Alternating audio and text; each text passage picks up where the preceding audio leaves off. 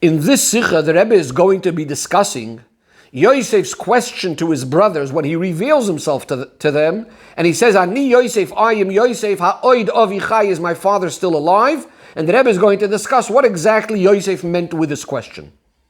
In the Sikha, the Rebbe starts off by saying, we know that Rashi usually deals with every single difficult type of question that may arise in Pshutei Shel Mikra. And if he doesn't, this means either he dealt with it already earlier in Chumash, or it's not even a question. So in our parsha, the question then becomes, when Yosef tells his brothers, Ani Yosef, I am Yosef, ha'oid avichai, is my father still alive? What exactly does he mean by that? He certainly should have known that his father is alive. Up until this point of the parsha, Yehuda has been telling Yosef how concerned Yaakov was about sending Binyamin to Mitzrayim and worried what's going to happen with him in the Mitzrayim, and that's why Yehuda cannot go back to Yaakov without Binyamin. So what does Yosef mean by saying, is my father still alive? Furthermore, right after Yosef asks them, is my father still alive? We don't even see in the Chumash that they should answer this question. Instead, the next thing that's happening is Yosef is telling them, go quickly to my father and bring him to me. Bring him to Mitzrayim. So clearly Yosef knows that his father is alive. What does he mean, is my father still alive? The Abarbanel explains that Yosef was not asking a question, rather it was a method of getting into conversation, so they shouldn't remain so shocked and embarrassed. So he's getting into conversation about the father, about the family, and so on and so forth. You might suggest that Rashi also would agree with this based on things that Rashi had said earlier, and Rashi is relying that we should know this already. We had this by Hashem speaking to Adam, asking him, Ayeka, where are you? We had this by Hashem asking Cain, where's your brother Hevel? Where in those places Rashi had already said that this was in order to get into conversation. However, in our case, the question would be, clearly they were discussing Yaakov and the fact that Yaakov is alive.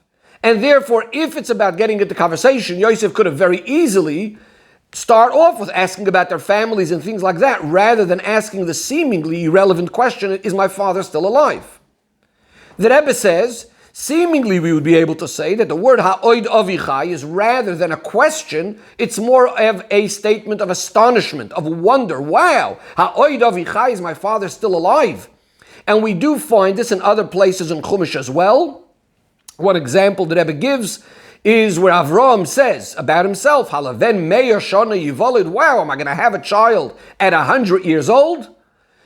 However, the Rebbe says, we would still need to understand, even if it's true that Yosef is surprised and wow, and he's just amazed, but it's not a question, the question then would be, why is it so surprising? Number one, Yaakov is 130 years old, but this is still much younger than Avraham and Yitzchak were when they passed away, so why is it so surprising?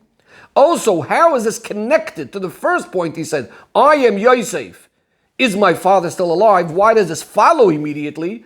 And why does he even have to say it to his brothers? Why that he's so shocked and he's so surprised and amazed that his father is still alive? In other words, if it would have in fact been a question, is my father alive? Then we understand. After telling them he's their brother, so now he wants to ask the next question about his father. Is his father still alive? But the fact that his father is still alive, he knows this shock, this amazement, why is that relevant to immediately be addressing this? So the Rebbe says the explanation is very, very simple.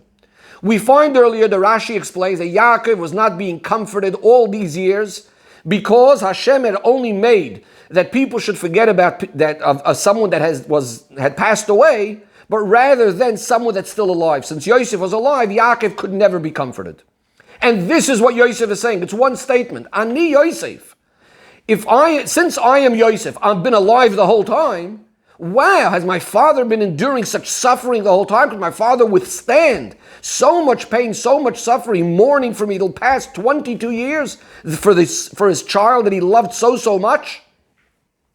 And now we can also understand why he's telling it to Yosef, because this is an introduction to what he's about to tell them about how much they need to rush to immediately bring Yaakov so quickly. If Yaakov has been suffering for the past 22 years, and it's even surprised how he managed to survive all of this, please bring Yaakov immediately. It's a matter of sakonas nefashos to bring Yaakov over immediately to see Yosef.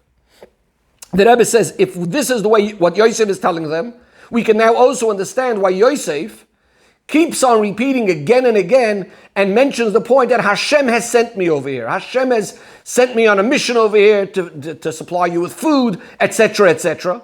Why is this all relevant? Because simply one could ask a very obvious question. If in fact there's a matter of sakonas nefashos for Yaakov to immediately see Yosef, why isn't Yosef quickly going to Yaakov? Wouldn't that be more kibud av? Wouldn't that be a quicker way to be able to accomplish it? So why isn't Yosef going to Yaakov?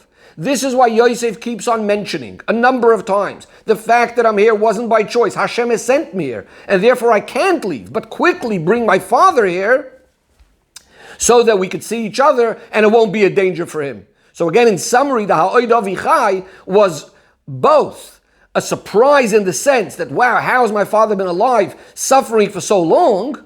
But even more important, therefore quickly go and bring him. The Rebbe said there's another point in why it's so important that Yosef is telling him to go quickly and bring my father.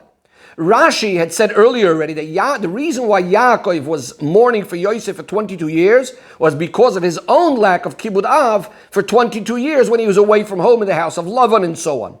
And this is what Yosef is telling them. Since now the time of the 22 years of punishment is up, therefore, there shouldn't be a second of delay, and immediately Yaakov should be able to rejoice and be able to reunite with Yosef. The Rebbe says this is also why it says Maru Valu El Avi, to my father. Why not to our father? Why my father? Besides for the point that the whole suffering was because of Yosef, but it's also trying to hint that here we're dealing with my own kibud av, he's Avi, my father, and because the 22 years had passed of the punishment that Yaakov wasn't able to fulfill his kibud av, so therefore right now, Maru El Avi, so right now, Yosef should be able to fulfill properly this mitzvah of kibud av. And the Rebbe finishes off with an amazing hoirah. The Rebbe says sometimes it's true there's a concept of distance, of gevura, of discipline, of strictness, and a concept of punishment. But we always must remember, that's called smoil doicha. We always must remember how careful we need to be and never to use that mode, that method more than needed. And the moment there's no need anymore for this punishment, like in our case with Yaakov, then immediately, maru, quickly, do whatever you can to act in a way of kindness and kiruv, as we are told that it should be yamin mikareves.